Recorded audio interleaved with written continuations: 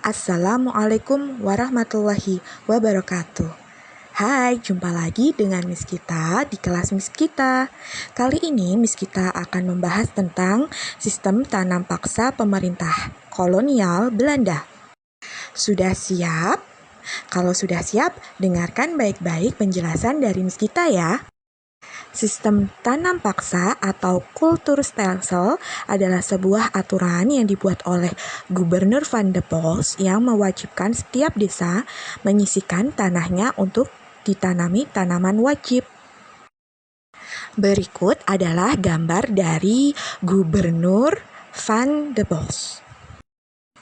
Dalam sistem tanam paksa, rakyat dipaksa untuk bekerja dan menanam tanaman wajib tanpa mendapat imbalan.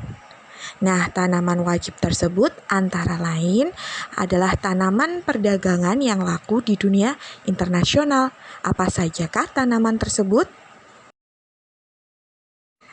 Tanaman wajib yang diperdagangkan yang laku di dunia internasional pada waktu itu ada yang pertama, kopi, kedua, tanaman teh, ketiga, tanaman lada, keempat, kina, dan yang kelima adalah tanaman tembakau.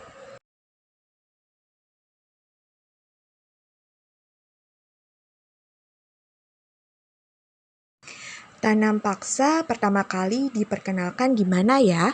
Sistem tanam paksa pertama kali diperkenalkan di Jawa, kemudian dikembangkan ke daerah-daerah lain di luar Jawa, seperti pada tahun 1847, sistem tanam paksa sudah dimulai di Sumatera Barat.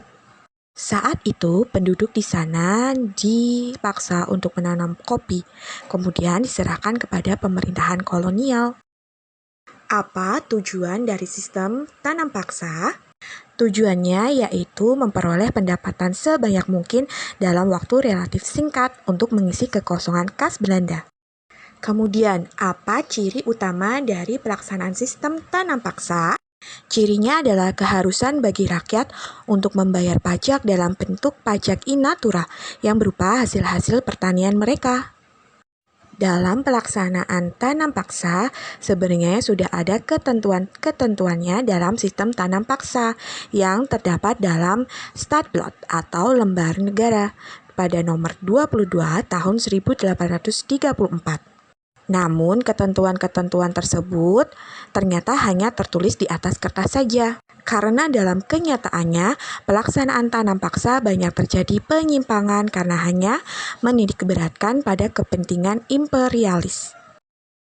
Nah, ini adalah beberapa penyimpangan-penyimpangan tersebut. Karena terdapat penyimpangan-penyimpangan tersebut, maka membuat rakyat menjadi menderita dan melarat, sehingga terjadi kelaparan. Tanam paksa yang diterapkan oleh Belanda di Indonesia telah memunculkan aksi penentangan. Salah satu tokoh Belanda yang menentang sistem tanam paksa adalah Edward Douwes Dekker dengan nama samaran Mutatuli. Douwes Dekker menentang tanam paksa dengan mengarang buku yang berjudul Max Havelaar. Menurutnya, kejayaan negeri Belanda merupakan hasil tetesan keringat rakyat Indonesia.